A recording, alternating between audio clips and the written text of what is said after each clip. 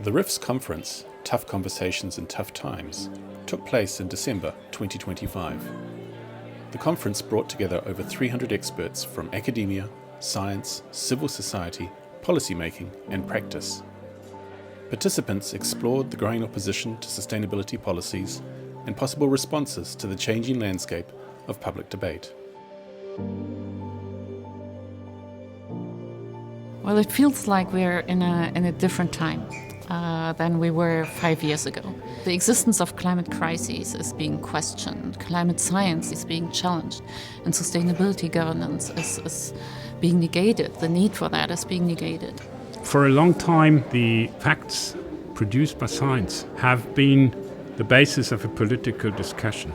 Now we are more on the basis of cultural clashes, of beliefs and feelings. This backlash is serious, it is well funded, it is with the most powerful economies and sometimes with the most powerful billionaires. We are living in a changed geopolitical situation which puts more emphasis on the military sector.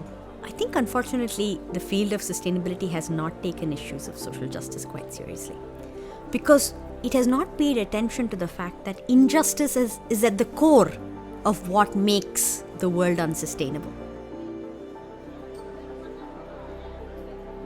We're in an atmosphere where we're experiencing increasing backlash, and in this atmosphere we're having this conference because we want to create a platform for people affected by this change in atmosphere and the polarization and the disinformation that goes with it. Well, we hope for a few things. First off, we're actually making space for deep, dedicated academic discussions around this topic, trying to understand what the roots are, what strategies are needed to counteract this backlash. We have research answers, but we don't have concrete plans. Not just what is it that we should be doing, but how do we get there? How can we envision sustainability from within such a space where our thinking, our perception of reality is already constrained by powerful interests? I think tough conversations, we need to have them. If we don't have them, we'll just grow apart further. Artists are experts in representation. Combining scientific data and artistic representation enables a kind of tangibility, it enables a kind of intuitive understanding.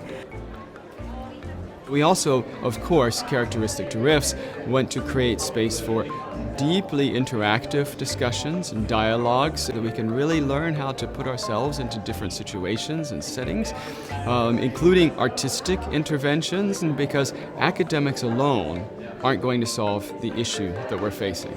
A arte ela serve para mediar, né, e sensibilizar as pessoas através do seu processo, né? I think for me it's important to reflect our own role as scientists. What are the destructive parts of our contributions also to those conversations? Where are the blind spots that we might not see? I think that science and politicians have to understand to disclose a lie is not enough, because those who lie instrumentalize feelings like hate and fear, and then you can ignore facts. What we have to do is to combine facts with the advantage of better living, and so we send a message of hope against the fear. In the real economy, this is a temporary blockage because in the real economy, the world is shifting to a greener paradigm, and that shift is inevitable. It is economic, it produces jobs, it makes people healthier, and they like it. In Germany, in our energy cocktail, the total energy we need, it's already 20% renewables. If you look at electricity, it's more than half. It is an error if we only focus on the negative situation right now. There's possibilities for new partnerships, for example, with pioneers in economy and in business sector. So much of climate communication and global environmental governance seems to kind of point to this idea of a planetary we. And it assumes shared trajectories. But our ecological trajectories are not shared. We are not equally culpable, and nor are we equally capable to act. resistance to the sustainability transition is no longer subtle or in the background. It's in front of our face now. And I think these resistance movements tell us something about what are people afraid they will lose in the context of a sustainability transition. We must mobilize enough finances for developing countries in their adaptation and in their mitigation programs. And it is unacceptable that the high military expenses increases damages all sustainable development goals. When we hear that geoeconomic, geopolitical competition, that security are more important, we have to make sure that everybody understands how much sustainability is related to these issues. Tough conversations, I think, help us go beyond simple stories and these win-win narratives, which I think hide the fact that this is a difficult transition. There will be some losers. The question is, how can we make sure that those who lose are not those who are already losing?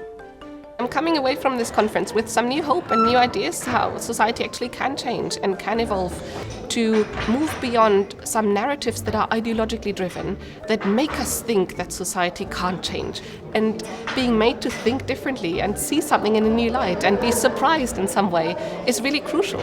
So I think these artistic and engaging ways of thinking about sustainability are exactly what we need.